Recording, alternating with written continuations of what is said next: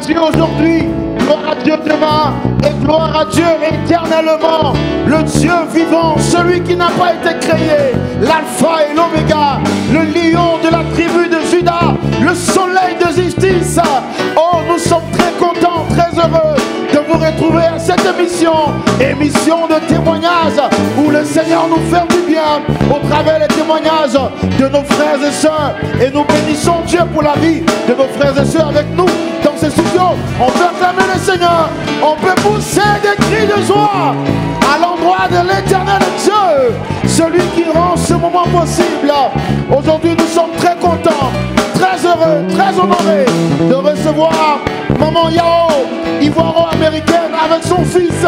Ils viennent pour témoigner de ce que Dieu a fait dans leur vie. Est-ce qu'on peut les recevoir en poussant des cris de joie, en acclamant le Seigneur? Woo! Yeah, Lord! Yeah! Est-ce qu'on peut pousser?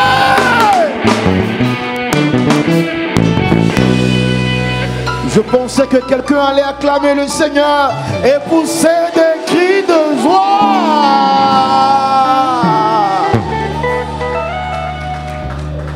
Qu'il est bon, qu'il est doux, qu'il est agréable pour des frères et sœurs de demeurer ensemble. C'est alors que l'Éternel descend sa bénédiction en abondance. Soyez le bienvenu à votre émission Gloire à Dieu, émission de témoignage où nous écoutons ce que Dieu a fait dans la vie de nos frères et sœurs. Et quand nous entendons ce que Dieu a fait, nous rendons là.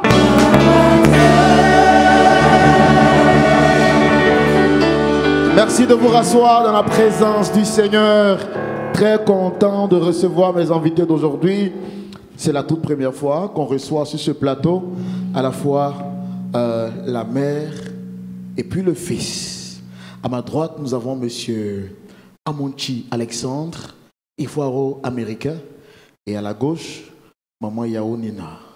Que Dieu vous bénisse. On va rapprocher le micro. Amen. Amen. J'ai envie de dire que nous sommes très contents. En tout cas, merci de partager ce plateau avec nous. Vous savez bien, ici à LMTV, on sait bénir Dieu pour la vie de nos visiteurs. On ne va pas commencer ce moment sans dire merci à Dieu.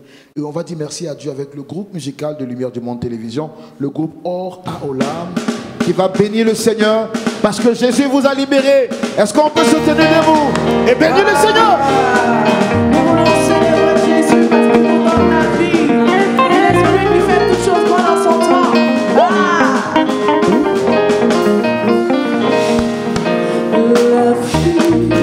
La vie, Jésus m'a libéré.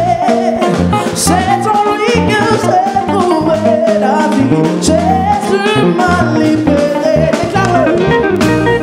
La vie, Jésus m'a libéré. C'est en lui que j'ai trouvé la vie. Jésus m'a libéré. La paix, Jésus m'a libéré. C'est en lui que j'ai trouvé la paix. Jésus m'a libéré. La paix, la paix, la paix, la paix. Jésus m'a libéré. Aïe, aïe, aïe, aïe, aïe. C'est en lui que j'ai trouvé la paix. Jésus m'a libéré. Oh, la vie, la vie, la vie, la vie, la vie. Jésus m'a libéré. C'est en lui que j'ai trouvé la paix. Jésus m'a libéré. C'est en lui que j'ai trouvé la paix. Jésus m'a libéré. C'est en lui que j'ai trouvé la vie. Jésus m'a libéré. C'est en lui que j'ai trouvé la santé. Jésus m'a libéré. C'est en lui que j'ai trouvé la paix. Jésus m'a libéré. La vie, la vie, la vie, la vie. Jésus m'a libéré. C'est en lui que j'ai trouvé la paix. Jésus m'a libéré. Oh, la vie, la vie, la vie, la vie, la vie. Jésus m'a libéré. C'est en lui que j'ai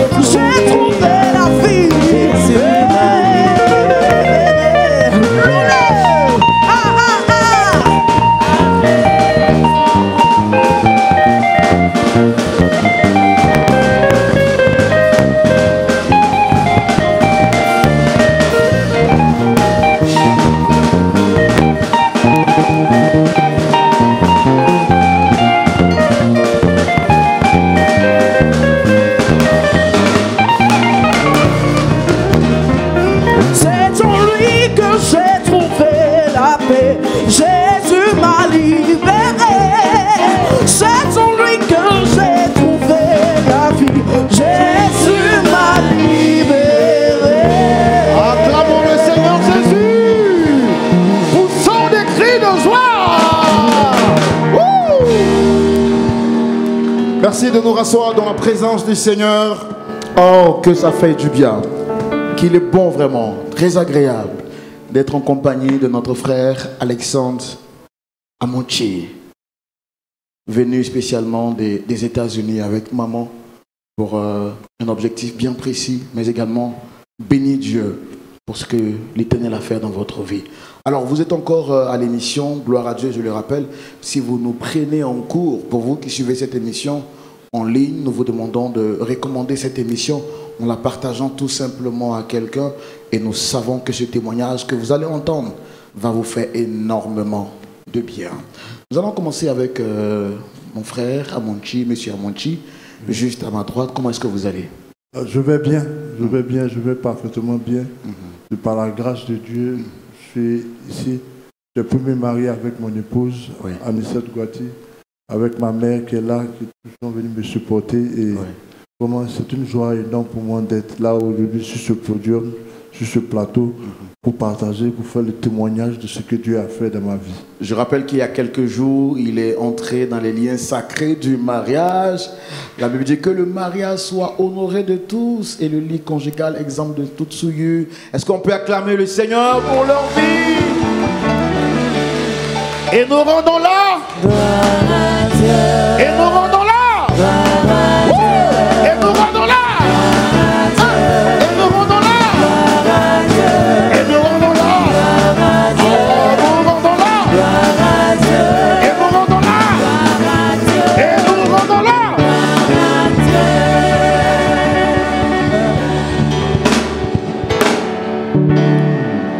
Félicitations et heureux mariage à vous. Maman Yao, vous allez bien? Très bien.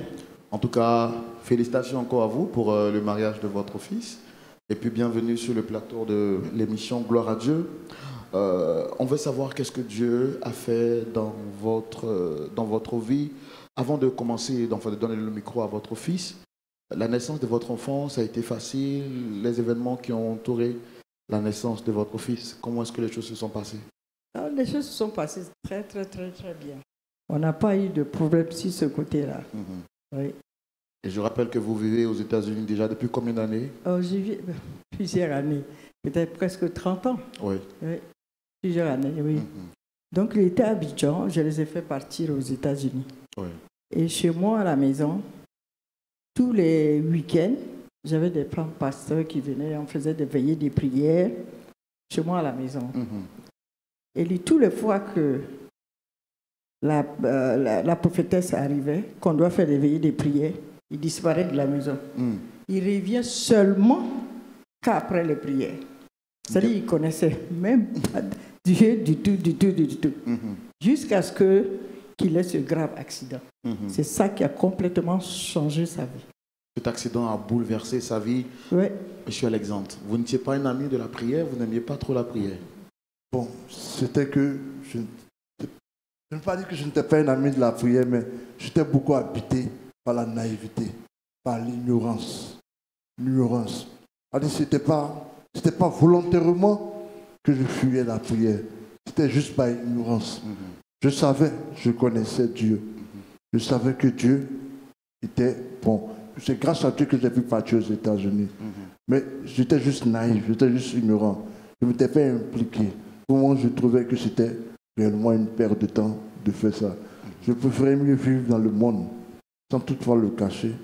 J'étais un favori de l'alcool, la cigarette, les sorties nocturnes. En fait, j'étais un jeune Ivoirien qui voulait vivre sa vie. Je trouvais la parole de Dieu, je trouvais servir Dieu comme une pénitence, comme quelque chose de difficile, comme un fardeau.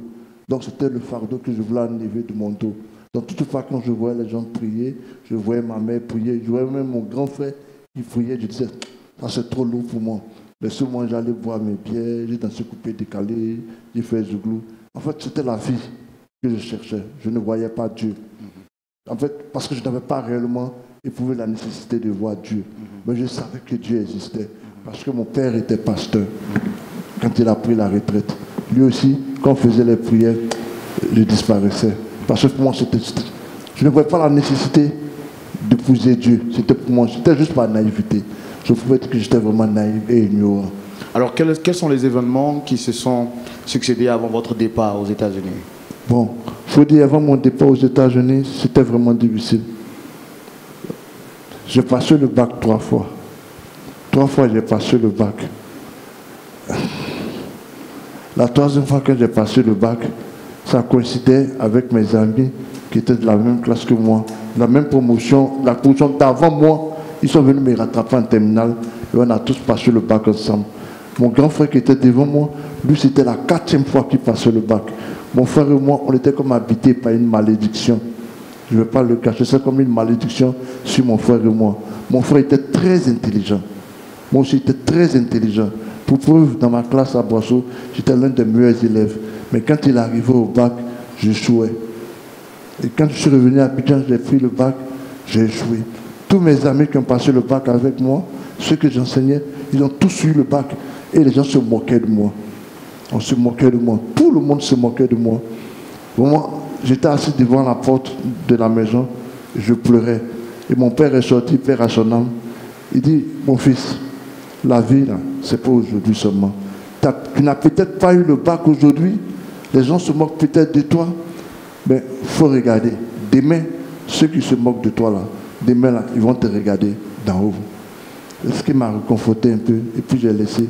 J'ai juste décidé d'abandonner le cours parce que je ne voulais plus qu'on se moque de moi.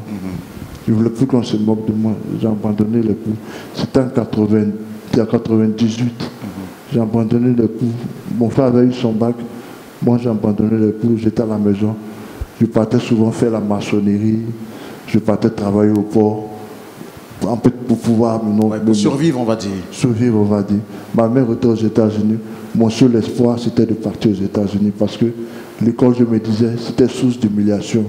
Quand j'essayais, je ne passais pas. Parce que c'était comme une malédiction qui était sur moi. Donc vous n'aviez plus envie de reprendre encore ce cursus scolaire-là et repasser le bac une 4e fois. Pour vous, c'était une honte. Et c'est comme ça que vous partez aux États-Unis. Oui, c'est comme ça que en 2003, ma mère, quand elle a eu sa nationalité américaine, la première des choses qu'elle a fait, elle a rempli les conditions pour mon frère et moi, pour qu'on puisse partir aux États-Unis, dans le bon, avec les papiers, avoir la green card. Elle a fait pour mon frère et moi. Quand on est arrivé à l'ambassade, ils ont accepté pour mon frère. Pour moi, on dit non, que ma mère n'est pas ma mère. On accepte pour mon frère. Moi qui ressemblais le plus à ma mère, on dit non, ce n'est pas ta mère. Que ton frère, lui, peut avoir son visa pour partir. Moi, je suis resté. Il fallait que ma mère travaille pour avoir l'argent, pour payer le ADN, pour faire un test d'ADN, pour prouver que c'est ma mère. Alors, vous savez, ce n'est pas facile. Faire partie de 2 enfants aux États-Unis, légalement, ça revient à beaucoup d'argent. Oui. Et c'est ce que ma mère a fait. Après 1 an, j'ai fait le test d'ADN, ça a marché. Et quand le test d'ADN a marché, il fallait payer le billet d'avion. Ma maman n'avait plus d'argent pour payer le billet d'avion. C'était 6 mois. Je suis resté à Abidjan jusqu'à 3 jours avant que le visa n'expire. C'est là que ma mère m'a dit d'aller chez ma tante à Makori. On allait là-bas, on a prié, j'ai jeûné. Et le jour où j'ai coupé mon jeûne à 18h, à 18h30, on m'a appelé pour dire non, on a trouvé un billet pour toi, tu fais partir aux États-Unis. Alléluia. Et nous rendons là. Et donc en 2004, vous arrivez aux États-Unis d'Amérique, malgré tous les problèmes, vous arrivez finalement en terre américaine au pays de Long Sam, n'est-ce pas? Oui, oui. Je voulais aussi mentionner, pour mon billet d'avion, ma mère a dû vendre ses bijoux pour pouvoir payer mon billet d'avion, afin que je puisse partir aux États-Unis. Parce que si elle ne le faisait pas, le visa allait expirer et je restais à Abidjan. Waouh. Maman, c'était important pour vous qu'il vienne aux États-Unis d'Amérique?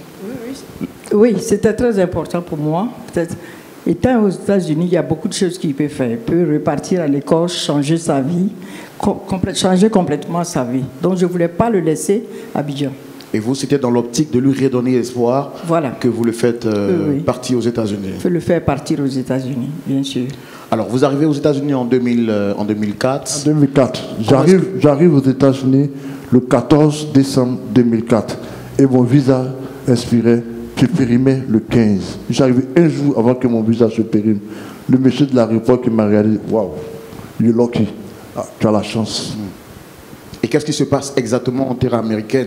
Est-ce que, entre guillemets, la poisse qui vous suivait au pays va vous suivre encore, va traverser les airs jusqu'aux États-Unis d'Amérique? Ça va être encore pire. Ça va être encore pire. Rien qu'à parler de ça, ça me donne beaucoup d'émotion. Parce que quand c'est des amis qui se moquent de toi, qui t'humilient, tu trouves ça normal. Mais quand c'est tes parents, je ne veux pas nommer, mais quand c'est tes propres parents qui te rabaissent juste parce que tu n'as pas un niveau élevé, juste parce que tu n'as pas un travail élevé, c'est vraiment humiliant. Quand je suis parti, les 15 premières années, je faisais la sécurité. Parce que toutes les fois où j'essayais d'entrer dans une école d'infirmerie, j'échouais. La seule chose qui a marché, c'était le bac américain. Quand je suis arrivé, ma mère m'a dit, passe le bac américain. En 2 mois, j'ai pu avoir le bac américain. Quand j'ai eu le bac américain, il dit, ah, il faut que j'entre dans une université pour faire nursing. Nursing, c'est école d'infirmerie qui est très bien payée aux États-Unis. J'ai essayé dans 5 différentes écoles. Ça n'a pas marché. Chaque fois que je pars, je sais le test d'entrance, le test d'entrée, je choue. Je vais là-bas, je choue. Dans 5 différentes écoles, dans 5 différentes villes, je chouais. Le dernier test que j'ai passé, c'était une femme sierra-léonaise qui était la conseillère, c'est elle qui était responsable. Quand j'ai passé le test, il fallait avoir 12. Moi, il y a eu 6. Elle m'a appelé à côté. Elle dit, ah, tu es comme mon fils, non? Ça là, il faut laisser. Va faire ton petit boulot, tu as ton sortie. École là, c'est pas pour toi. Donc j'étais là. Tout le monde, en fait, ma famille, les gens se moquent de moi. Toi, tu n'as pas bon boulot. Toi, tu n'as pas bon boulot. Toi, tu n'as pas bon boulot. J'ai même fait enfant avec une fille sénégalaise. Les parents de la fille m'ont humilié. Pas parce que je n'étais pas une bonne personne, parce que mon revenu n'était pas élevé. Je n'arrivais pas vraiment. Je faisais ce que je pouvais dans la mesure de mes possibilités. Mais pour eux, ce n'était pas beaucoup. Parce que je n'avais pas le salaire que les autres avaient. On m'a rabaissé. On m'a mis en bas de la table. La grande sœur même de la maman de mon fils m'a dit non, que ouais, jamais il va me marier, que moi je ne suis rien, je ne fais rien de ma vie. Ils n'ont pas vu ma valeur, ils ont vu ce que je n'étais pas, ils n'ont pas vu ce que je suis. Ils vous ont jugé sur la base de ce que vous n'aviez pas, voilà. Et vous allez connaître un événement difficile qui va changer le cours de votre vie. Oui. Qu'est-ce qui s'est passé exactement? Effectivement. En 2015, en novembre 2015, étant fatigué des échecs qui me suivaient, j'ai dit non, j'ai fait école des aides-soignants, au moins c'est un petit boulot. Ça c'est facile, tout le monde le fait. Je suis parti, 2 semaines, j'ai abandonné. Je trouvais ça trop difficile. Donc j'étais là, donc j'ai dit, comme je suis américain, je vais prendre crédit pour partir à Abidjan, il faut aller m'amuser un peu. En fait, Dieu n'était pas dans ma tête. Dans ma tête, c'était prendre un peu d'argent, crédit, aller à Abidjan, aller à la rue Princesse, à l'internat, tout ça, faire le show. Comme un jeune petit ivoirien.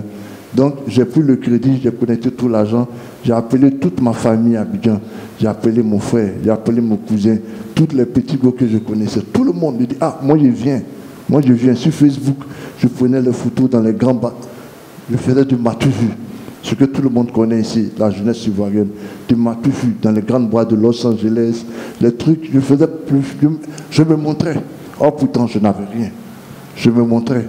Et ça, j'ai pris le billet, je devais partir à Abidjan le 1er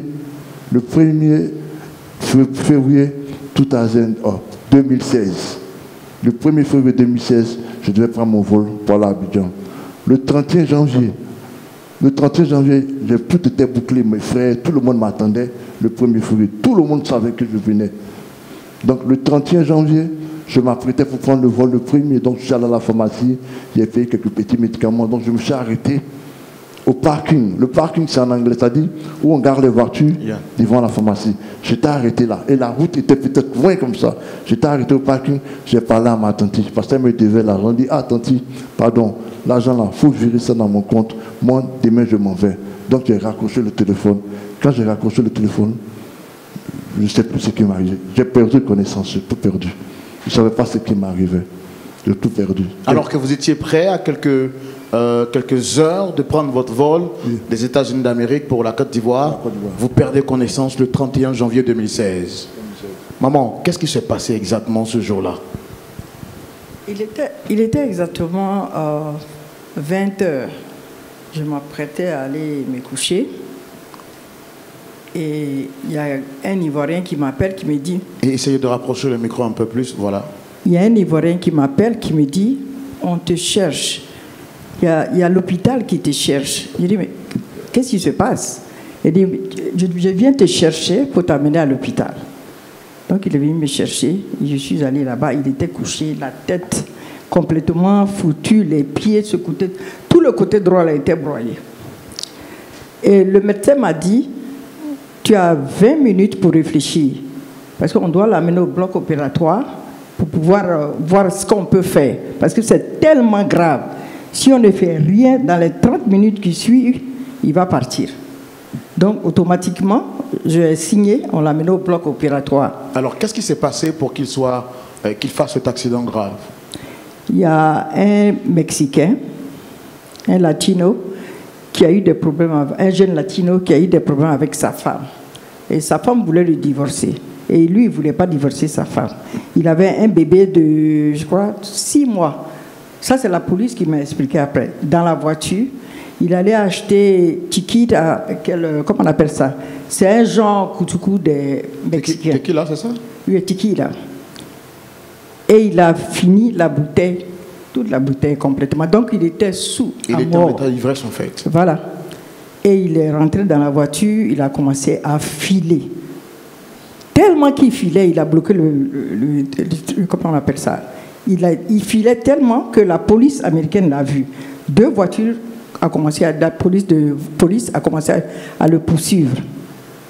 Donc, il a commencé à avoir peur. Donc, il a cogné un poteau. Donc, ça a ralenti la voiture un peu.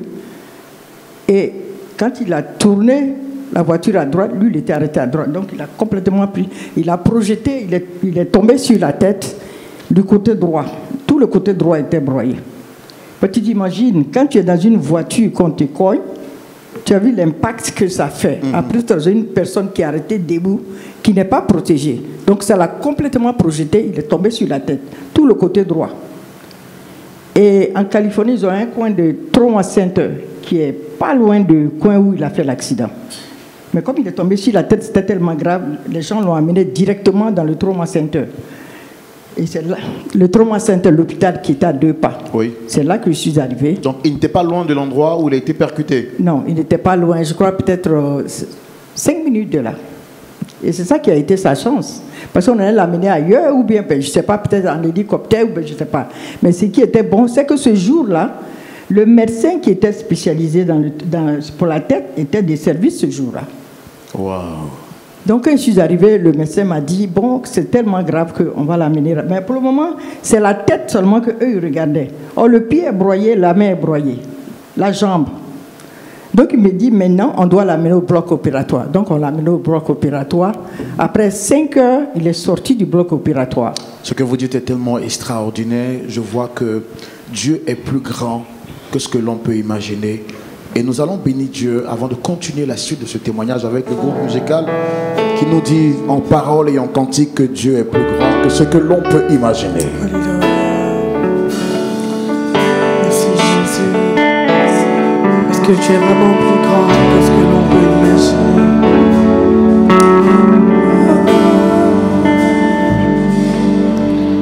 Tu es plus grand que ce que l'on dit. Jéhovah, tu es plus grand que ce que l'on dit. Tu es plus grand que ce que l'on dit. Tu es plus grand que ce que l'on dit. Tu es excellent. Tu es merveilleux. Oh, tu es excellent. Tu es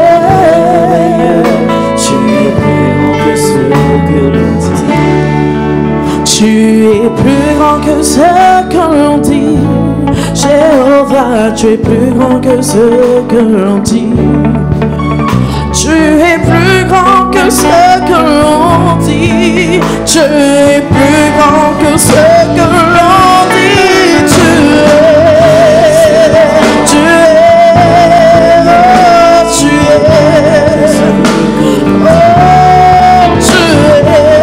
Excellent, tu es plus grand que ce que l'on dit.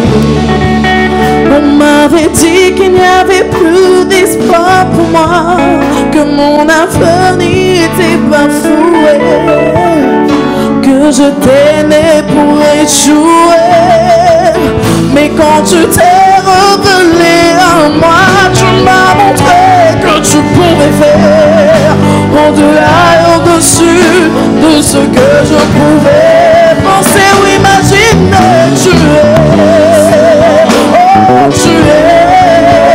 Tu es plus grand que ce que l'on dit.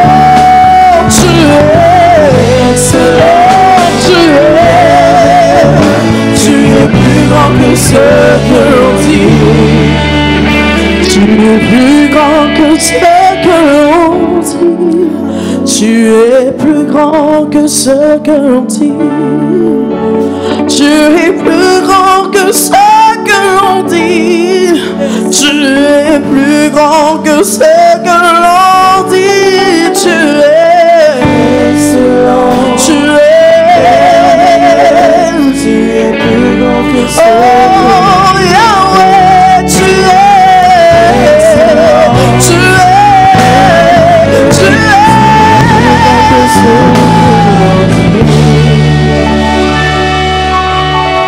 Il est plus grand que ce que l'on dit, ce que l'on peut imaginer. Acclamons le Seigneur, rendons gloire au Seigneur, parce qu'il est au-delà de ce que nous pouvons penser, de ce que nous pouvons imaginer. Votre fils donc est broyé de la tête, la main, le pied, et le docteur vous dit, vous avez 20 minutes pour prendre la décision pour qu'il soit opéré à condition qu'il puisse perdre la vie. Oui. Donc après 5 heures, j'étais avec ma nièce. Après 5 heures dans le bloc opératoire, ils l'ont ramené dehors. Et ils l'ont amené, comment ils appellent ça, intensive care. Avant qu'on arrive à cette étape, comment vous êtes senti quand vous avez appris l'information de son accident et quand vous l'avez vu de vos yeux? En fait, quand je l'ai vu de mes yeux, je n'avais pas le temps de pleurer. Hein. Ce n'est pas le moment de pleurer, c'est le moment de prendre les décisions. Rapide décision. Donc quand je suis arrivée, dès que je l'ai vu, le médecin m'a dit c'est le moment de prendre les décisions. Tu attends dehors, si tu veux, tu attends quand on l'amène au bloc opératoire, tu peux aller dehors pour pleurer. Maintenant, tu dois signer les papiers pour qu'on l'amène au bloc opératoire. Donc il allait au bloc opératoire 5 heures après. Ils l'ont amené ils ont un genre de chambre pour les gens qui sont très, très, très, très malades. Ils sont entre la vie et la mort. Ce coin est tellement glacé. Ils sont 3 dans les chambres là. Et les infirmières d'État travaillent 24 heures sur 24 heures. Elles sont debout. Donc quand elle rentre, moi j'avais une chaise et je m'assois à côté de lui. C'est tellement glacé ce coin que je suis obligée de porter 2 manteaux pour pouvoir être dans la salle là avec lui. Donc je reste assise sur la chaise comme ça jusqu'au matin. J'ai vu que vous êtes venu avec des photos pour illustrer ce que vous dites. Oui. D'accord. Est-ce qu'on peut regarder au fur et à mesure que vous parlez? Allez-y.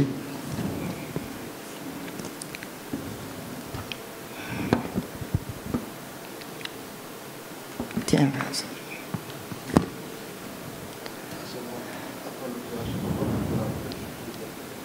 Oui, ça c'est là. Attends, voilà. Ça, c'était à quel niveau? À ce niveau-là, il venait de sortir du bloc opératoire. Là, il était dans le coma. Maintenant. Après les 5 heures d'opération? Ouais, maintenant, il était dans le coma. Maintenant, il est dans le coma, oui. D'accord. Donc, tu avais toutes sortes d'appareils sur lui. Et je restais assise à côté jusqu'au matin. Je sortais 2 minutes pour aller aux toilettes et je reviens m'asseoir là. Où je sors pour manger et je reviens m'asseoir là. Donc tous les soirs, il y avait de l'eau qui sortait. Enfin, les gens recueillaient au moins 2 ou 3 seaux d'eau. Et le médecin est en train de me dire que vraiment la tête là, c'est pas en train. En fait, le cerveau était tellement. Le cerveau n'arrivait pas à guérir puisqu'il est tombé sur la tête. Donc le cerveau était un peu s'était enflé. Donc le médecin m'a dit voilà, je vais attendre au moins 1 semaine. Si le cerveau n'arrive pas à guérir, ce que je vais faire, on va casser le crâne. Une partie du crâne où ça n'arrive pas à guérir, là, on va casser cette partie-là. Et je lui demande comment vous allez faire ça. Et il me dit non, tu vas voir, je vais casser ça et ouvrir le ventre pour mettre ça dans le ventre. Comme ça ne va pas mourir. Est-ce qu'il y a des photos qui expliquent, qui peuvent Oui. illustrer, on peut Donne-moi voir? Ça c'est là où on a cassé le crâne. Tu as vu un gros trou dans la tête. C'est la cicatrice que je vois de l'autre côté, Oui, là? de l'autre côté. Oui. Ça, c'est un gros trou dans la tête. Ça, c'est quand ils ont enlevé la partie du crâne pour que ça puisse guérir. Et voici où ils ont mis le crâne, dans le ventre. Ils ont ouvert le ventre pour mettre le crâne dans le ventre. Pour que ça puisse guérir. Ok. Et c'est resté dans son ventre, je crois, 8 mois. Non, oui, 8 mois. Mais donc, quand ils ont enlevé ça, le médecin m'a dit, maintenant, moi, j'ai fini avec la tête. Parce que lui, il est spécialisé que la tête. Donc maintenant, le spécialiste du bras est venu me voir. Il me dit, bon, le bras est complètement broyé. Donc, il faut qu'on arrange le bras. Donc, ils sont allés, ils ont ouvert le bras. Ils ont mis un fer dedans. Et c'était difficile pour lui. On lui a fait des rééducations. Donc maintenant, ça va, il peut bouger le bras. Est-ce qu'on peut avoir des photos du bras rapidement, si vous en avez ici, lors de l'opération, ou vous n'en avez pas? Voilà, voici les photos du bras. Donc le bras a été opéré carrément, c'est ça? Oui, ils ont opéré le bras, ils ont mis un fer dedans. Maintenant, dès qu'on a fini avec le bras, celui du pied, le spécialiste du pied vient me voir. Il me dit, bon, c'est mon tour maintenant. Je crois qu'on va l'amener encore. Ça fait déjà la tête. Ils ont du bloc opératoire, il est ressorti, il est reparti encore au bloc opératoire pour le bras. Maintenant, c'est les pieds. Il est reparti encore au bloc opératoire pour les pieds maintenant. Et ils ont mis un fer dans les pieds. Ils ont mis un fer dans les pieds. Bon, c'était maintenant fini. Ah, ça, c'est les sondage des sondages. Ça, c'est quand ils venaient de sortir pour les pieds.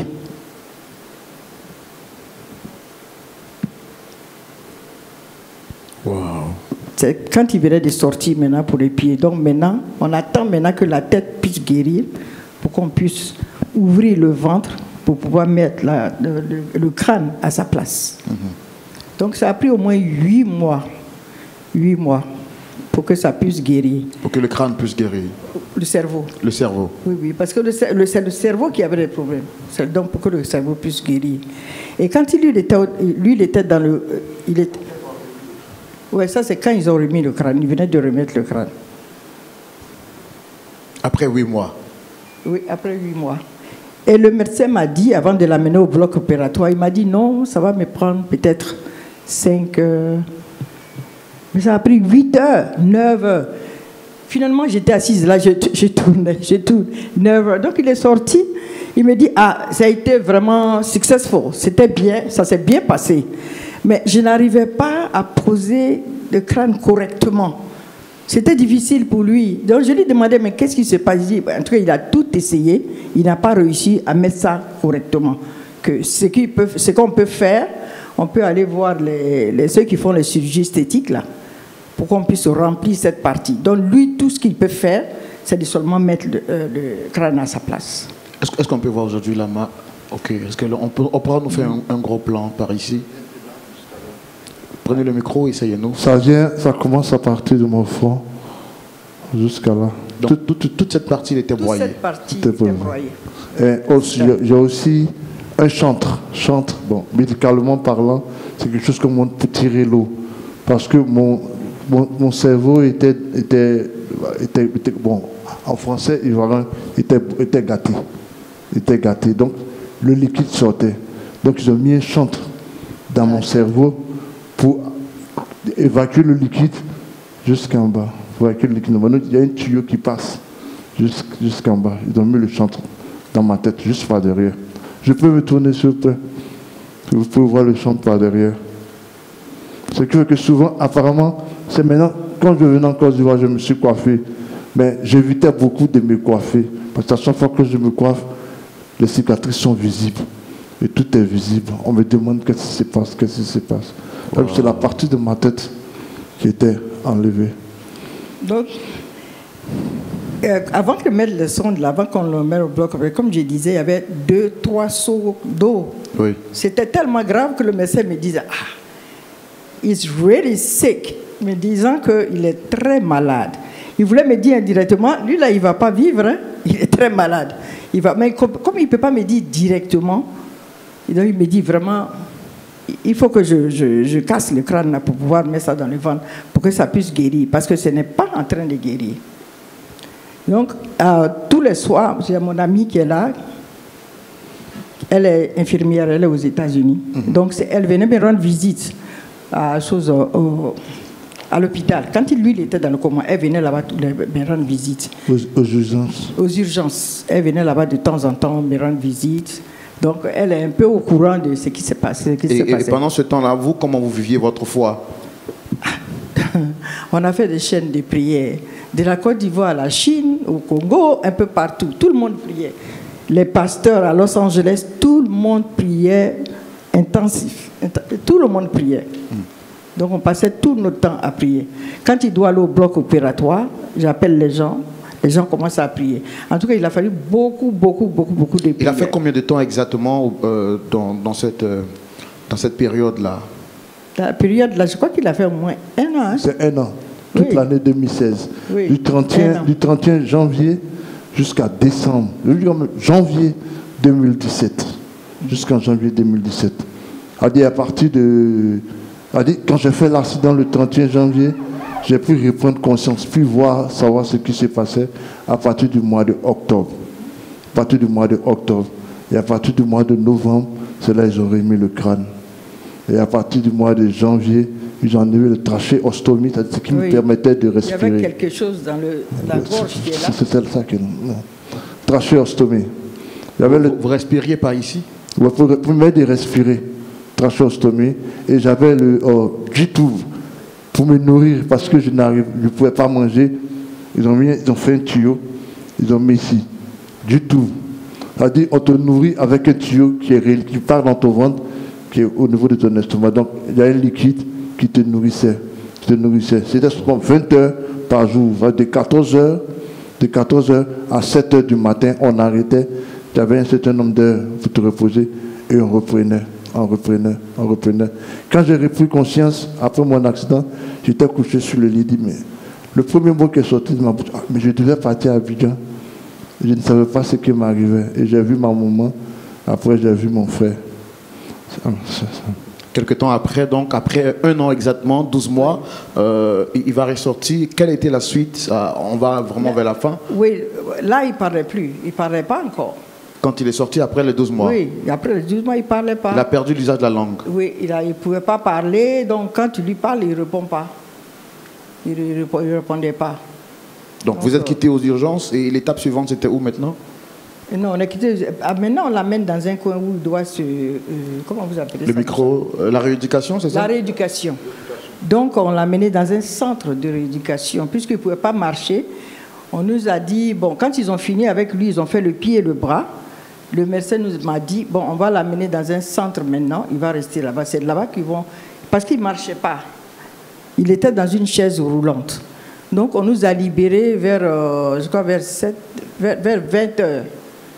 Donc, vers 20 heures, l'ambulance est venue nous chercher. J'étais avec lui.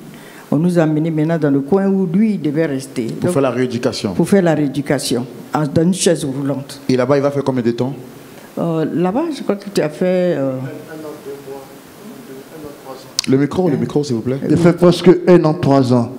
1 an, 3 ans. C'est-à-dire l'accident, c'était en janvier, le 31 janvier 2016. Je suis allé au centre de rééducation fin janvier 2017. Je suis resté là-bas jusqu'à 2018, le 13 mars 2018. C'est là que j'ai quitté l'hôpital. J'ai quitté le centre de... C'était comme un hôpital, mais oui. Un truc. Mais quand je partais, je n'étais pas réellement en chaise roulante. J'étais bedridden. En anglais, ça veut dire quelqu'un... J'étais seulement sur le lit. Oui. Je ne pouvais pas me lever. C'est après 4 mois, 3 mois là-bas, j'ai commencé à me lever. Après, j'ai commencé à être sur le fauteuil roulant. Et je suis sorti même de l'hôpital en fauteuil roulant. Je suis sorti de l'hôpital en fauteuil roulant. C'est à la maison que quand je suis arrivé à la maison, j'ai commencé à marcher. Donc, alors, tous les matins, il se réveillait. Parce que déjà, dans le centre là-bas, on amène des gens pour les gens qui venaient pour leur rééducation, lui apprendre à marcher, à utiliser le bras. Donc, quand le monsieur part, il vient quelques minutes, il finit avec lui, il part. Le soir, quand tout le monde dort, il se réveille, lui seul, il apprend à marcher. Il fait le tour de la clinique. Dans la clinique, Oui. hein, il fait le tour, lui seul. C'est comme ça qu'il a pu vraiment se relever vite. Il avait vraiment cette envie-là Oui, de... cette envie-là de se Je voulais relever vite. ajouter, Voilà. je voulais ajouter que bon, quand j'étais dans le centre, ma maman disait non, que le centre n'est pas trop performant. Il faut payer un autre centre vraiment spécialisé qui coûte cher pour m'aider. Mon assurance ne voulait pas payer. Donc on m'emmenait dans un autre centre où on m'apprenait à marcher. Ils ont tout fait, payé beaucoup d'argent, mais je n'arrivais pas à marcher. Un jour, j'étais couché sur mon lit, il y avait une Bible qui était à côté. Il dit, ah, mon destin, c'est moi. Je ne peux pas être galéré à Abidjan, n'avoir rien et venir ici, mourir galéré, paralysé. Donc quand tout le monde dort, l'infirmier de garde, c'est un Éthiopien. Quand tout le monde dort, je prends mon fauteuil roulant, je viens plutôt dire, ah frère, tu vois, pardon, il faut me laisser, je vais m'entraîner moi seul. Personne ne voit, il dit, ok, je mets le fauteuil roulant et moi seul, je m'entraînais. Moi seul, je m'entraînais pendant près de moins 7 mois, comme 5 mois. Ma maman m'a pris le 31 décembre 2017. Elle m'a envoyé dans une église à LA. Quand je suis parti dans l'église, on a prié. Quand je suis revenu, j'étais beaucoup plus motivé. Tous les soirs, je me lève, je fais ma prière, j'apprends à marcher. Et dans ma prière, je disais, Dieu, c'est toi le meilleur des docteurs. Dieu, c'est toi le meilleur des éducateurs. Et je marchais tous les soirs. Quand ma maman me faisait sortir de l'hôpital, les personnes savaient que je m'entraînais. J'étais sur le fauteuil roulant. Je suis arrivé dans l'appartement où on devait habiter. Quand elle a garé la voiture, quand on a enlevé le fauteuil roulant, je me suis levé. J'ai commencé à marcher. Waouh! Et nous rendons là! Et nous rendons là! Et nous rendons là! Et nous rendons là! Et nous rendons là! Et nous rendons là!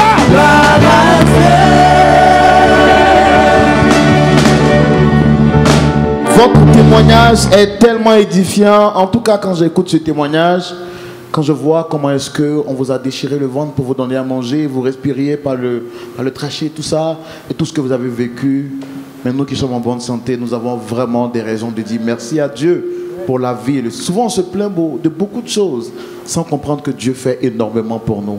Alors, vous sortez de cette partie. Et qu'est-ce qui va se passer par la suite? Parce que vous êtes parti aux États-Unis pour réussir, pour gagner votre vie. Vous avez fait un accident. Qu'est-ce qui se passe là aujourd'hui? Vous m'avez dit que vous êtes infirmier, c'est ça? Je suis infirmier. Alors, comment est-ce qu'on part de cette transition de l'hôpital au stade que vous êtes, que vous avez aujourd'hui? Rapidement, en 5 minutes. Ouais. Bon, il fallait dire que j'ai essayé 5 à 5 reprises d'être infirmier. Avant mon accident, ça n'avait pas marché. Quand je suis sorti de l'hôpital, j'étais à la maison. Ma mère me réveille le matin et dit, ah Alexandre, accident là, ça ne veut pas dire que ta vie est finie. Cherche à faire quelque chose, va à l'école, cherche à faire quelque chose. Et je me suis rappelé d'une chose, quand je suis dans le coma, je me suis vu en train de travailler en tant qu'infirmier. Donc je dis, ah, je vais essayer ça encore une dernière fois. Quand je disais aux gens, non, je vais être infirmier, c'est pas possible. Tu as essayé ça quand tu étais bien portant, ça n'a pas marché. C'est maintenant ça va marcher. Il dit non, maintenant il y a Dieu dans ma vie. Un matin, je me suis assis, j'ai prié. Je me suis levé Donc, matin. après l'accident, vous allez réellement accepter le Seigneur? Complètement accepter le Seigneur. Ma vie avait complètement changé.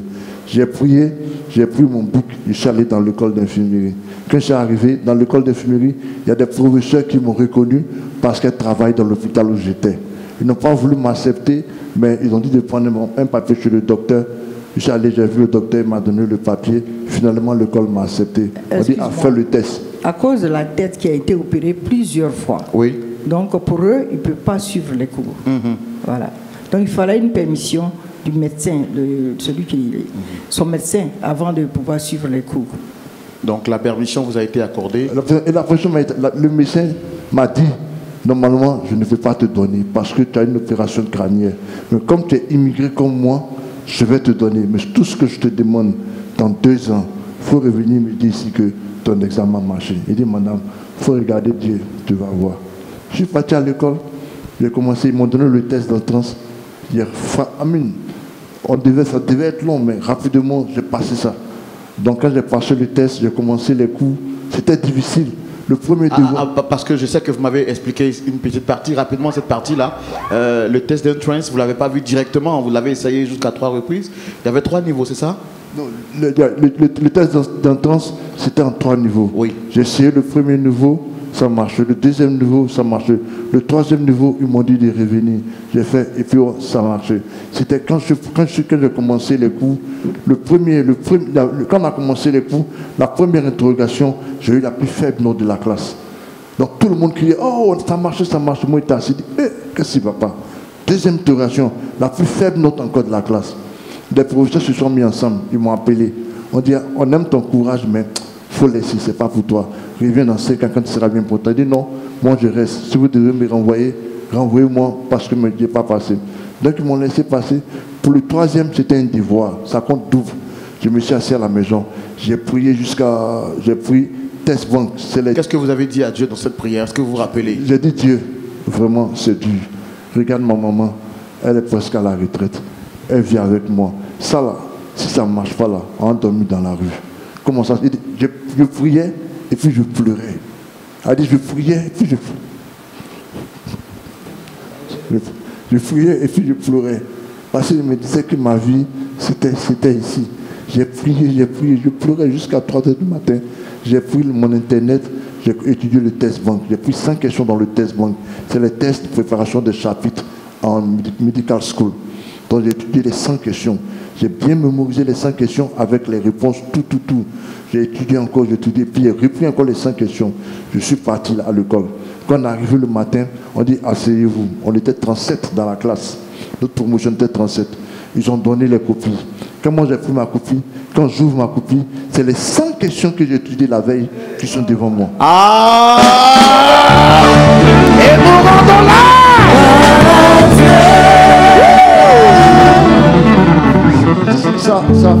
Ça, même mon camarade de classe, il devait venir, c'est un Béninois, pour venir apporter de main, il n'a pas pu venir. Les 100 questions que j'ai étudiées la veille, c'est les 100 questions qu'ils m'ont données. Et ce devoir était capital. Si je jouais ce devoir, on me revoyait. J'étais renvoyé pour insuffisance. Or, les 100 questions, c'était 100 questions. Le devoir était en 3 heures de temps. J'ai fini ça en 45 minutes. Quand j'ai donné ma feuille, le professeur m'a appelé. Il dit, Amouti, viens. Pardon, va t'asseoir, tu as fait encore. C'est ta dernière chance. Il dit, monsieur, il faut regarder, tu vas voir. Ici, parti m'asseoir. Aux États-Unis, les tests, quand tu finis, on met dans une machine, en même temps, ça donne les résultats. 2 heures plus tard, on m'appelle. Quand 2 heures plus tard, on m'appelle, le professeur dit non, allez fouiller sur la table d'Alexandre s'il n'y a pas quelque chose qu'il a caché là-bas. Ils ont fouillé, ils disent, ok, vraiment, il a eu 100%. Est-ce que quelqu'un peut acclamer Jésus? 100%, elle est infirmière aux États-Unis, elle peut témoigner. Avoir 100% medical nursing school, c'est pratiquement impossible. Spécialement en anatomie et physiologie, c'est pratiquement impossible. Et j'ai eu 100%. C'est à partir de cela, tout le reste, c'était histoire. C'est-à-dire, Dieu m'a guidé. C'est-à-dire, en nerveux système, cardiologie qui est le plus difficile, il y avait une camarade qui avait les devoirs d'avant. Mais les devoirs n'étaient pas justes. Elle me donnait tout ce que je bossais, tout ce que j'étudiais la veille, quand je partais dans le lendemain, c'est ce qu'on donnait. Quand on dit non, étudie cardiologie, je fais les ventricules, tout. Le lendemain, quand je viens, tout ce que j'ai étudié, on me donnait. Même au NCLEX, c'est l'examen général, l'examen d'État. C'est tellement surveillé. Là-bas, il n'y a pas de tricherie. Tout vient de l'État de Californie. Je suis allé au NCLEX. Donc, moi, c'est 136 questions. Toutes les questions qu'ils m'ont données, j'avais étudié ça. Toutes les questions qu'ils m'ont données, j'avais étudié ça. Et finalement, j'ai passé, j'ai eu l'examen. Et vous savez, dans ma classe, on était 37. Finalement, il n'y a seulement que 3 qui ont fini. Après 2 ans, j'étais parmi les 3 qui avaient fini. Waouh.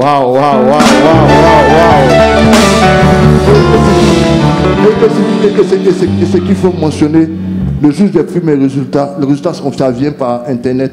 Tu peux checker, tu payes $2 et puis tu checkes. Donc, j'ai passé le test le mercredi. Le vendredi, je me suis réveillé à midi. Je n'ai même pas dit à un moment que je passais. Je me suis réveillé vendredi à midi. Je me suis assis, j'ai prié. J'ai dit, hé Dieu, ici qui t'a pauvre dans la galère. Pardon, il ne faut pas me laisser. Ça là, c'est ma vie.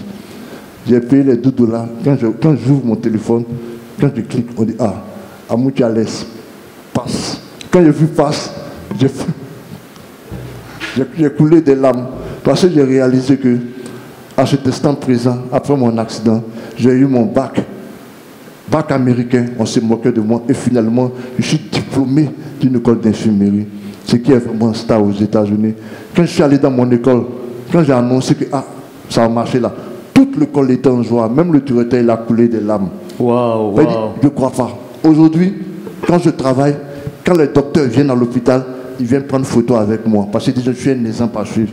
La dernière fois, je suis parti aux sécurité sociale pour faire mes papiers sociaux. Quand je suis arrivé dans le bureau du directeur, il a appelé tous les gens de l'administration pour me présenter. Il dit, voilà celui-là. On était c'est-à-dire je recevais un social. Aujourd'hui, il est infirmier. Regardez ce qu'il gagne, regardez ce qu'il fait. Je suis devenu aujourd'hui un exemple. Aujourd'hui, dans la communauté ivoirienne, à Los Angeles, tous les jeunes aujourd'hui, ils me prennent pour exemple. À cause de moi, il y a beaucoup de personnes qui vont à l'église aujourd'hui, qui vont à l'école. Parce que de quelqu'un qui était prêt à mourir, qui aujourd'hui est à ce niveau-là, vraiment, si ce n'est pas Dieu, il n'y a rien. Je rappelle que vous m'aviez dit en privé également que lors de cet examen final, vous avez dit au Seigneur, s'il vous donne de réussir, vous voulez être un témoignage pour qu'au travers de vous, des personnes se convertissent au Seigneur Jésus. Évidemment, c'est ce que j'avais dit. J'ai dit non, moi réussi, ce n'est pas seulement pour moi. Au-delà de moi, beaucoup de personnes viendront à Dieu. Parce que quand j'étais à l'hôpital, toute la communauté africaine de Los Angeles venait me voir. Tout le monde savait que j'étais dans le coma. Même dans mon village, à Krendiabo, à Boisseau, tout le monde savait que c'était pour moi. Et pour moi, c'était fini. Tout le monde disait que c'était fini pour moi. Et moi, arrivé à ce niveau, ce n'est pas seulement moi qui gagne. C'est Dieu qui gagne. Et beaucoup de personnes viendront à Dieu et prendront mon exemple. Et pour preuve, notre voisine à Los Angeles a dit, dans l'appartement où on habite, notre voisine, elle a son fils. Quand elle m'a vu venir dans l'immeuble en fauteuil roulant, me lever, sortir de l'hôpital, aujourd'hui devenir infirmière, son fils est venu me voir et dit non, il veut faire comme moi. Je l'ai pris, je l'ai envoyé dans mon école. L'enfant, ce mois-ci, il est en train de faire sa graduation. Il a eu ses diplômes, il sera infirmier parce qu'il m'a suivi mon chemin. Alléluia. Est-ce qu'on peut regarder rapidement la photo de votre graduation? Ça, c'est ma photo de remise de diplôme. Wow. Montrez bien pour que la caméra puisse regarder. Yeah. Voilà. Ma remise de diplôme. Ça, c'est ça. Et puis vous avez une autre photo également de vous en train d'exercer. Ça, c'est moi en train de travailler. Et aussi, la grâce de Dieu, c'est quand quelqu'un aujourd'hui va faire zamou, comme on le dit, médicament, il gagne. C'est une certitude, tu vas gagner. Mais ce que tu gagnes, c'est éphémère. Ça te tue 2 jours, après tu perds, c'est le prix qui arrive. Mais quand c'est Dieu qui te bénit, quand c'est Dieu qui te donne, ce qu'il t'a donné là, c'est permanent. Quand j'ai commencé à travailler, après 4 mois de travail, ils m'ont choisi comme le meilleur employé de l'hôpital. Et nous rendons là. On va se lever, bénir le Seigneur avec le groupe musical qui chante avec nous et qui dit, vous savez quoi? Vous êtes un miraculeux et nous avons envie de chanter ce son qui dit, je ne mourrai point la seconde mort, ma vie est cachée en Jésus. Le groupe musical. Alléluia. Nous célébrons Jésus qui donne la vie. Yes.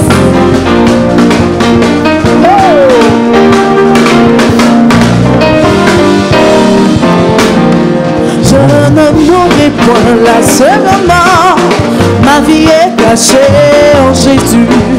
Je ne mourrai point la seconde mort, ma vie est cachée en Jésus. Déclare ces paroles. Je ne mourrai point la seconde mort, ma vie est cachée. Non, je ne mourrai point la seconde mort. Alléluia. Oh, il m'a donné la vie. Il m'a donné la vie. Il m'a donné la vie. Jésus m'a donné la paix.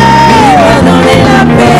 Il m'a donné la paix. Il m'a donné la paix. Ce que mon père n'a pu faire, ce que ma mère n'a pu faire, ce que le monde n'a pu faire, ce que mes frères n'ont pu faire. Oh, il m'a donné la vie. Il m'a donné la vie. Il m'a donné la vie. Jésus m'a donné la vie. Il m'a donné la vie. Il m'a donné la vie. Ce que mon père n'a pu faire, ce que ma mère n'a pu faire, ce que le monde n'a pu faire, ce que mes